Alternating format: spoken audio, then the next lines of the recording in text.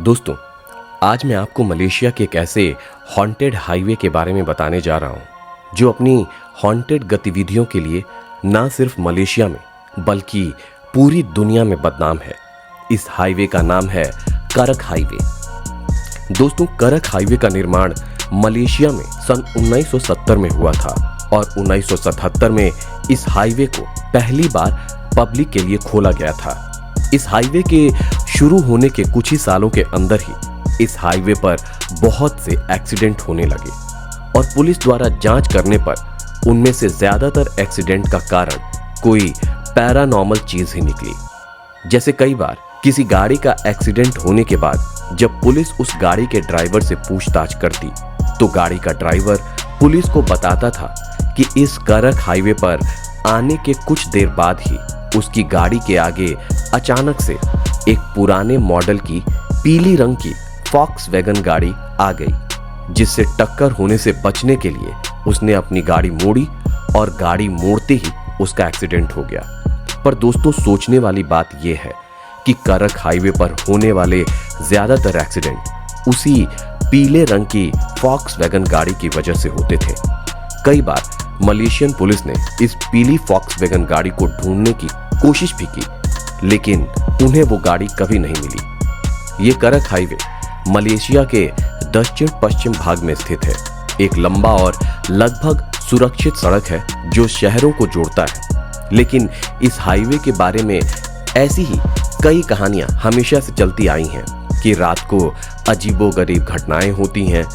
लोगों की ये मान्यता है कि यहाँ भूत होते हैं जो रात के समय गुमनामी में चलते हैं और अजीब सी आवाजें भी सुनाई देती हैं।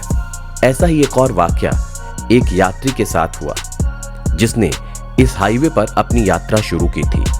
एक ठंडी रात जब बादलों ने चांद को ढक लिया था, एक यात्री ने अपनी गाड़ी से हॉन्टेड करक हाईवे पर यात्रा की शुरुआत की। यात्रा की शुरुआत में सब कुछ सामान्य लग रहा था, लेकिन जैसे ही वो हाईवे पर गाड़ी चलाता रहा वो अनोखी गतिविधियों का सामना करने लगा।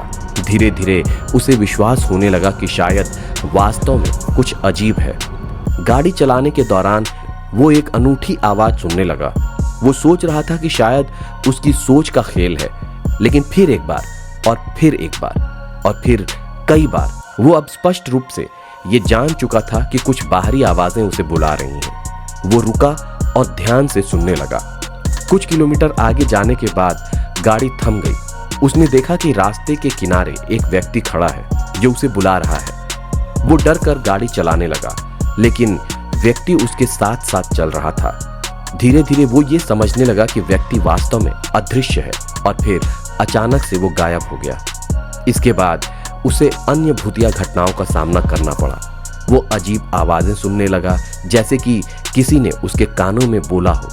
गाड़ी के अंदर अचानक गर्दन में ठंडक महसूस होने लगी, जैसे कि कोई अनदेखा स्पर्श हो रहा हो। वो विचलित होकर देखने लगा, लेकिन गाड़ी के बाहर कोई नहीं था और ना ही कोई गाड़ी के अंदर। अंत में जब वो हाईवे से बाहर निकला, एक अनुभव से भरा हुआ था। उसने दोबारा कभी भी उस हाईवे पर न जाने का निर्णय किया।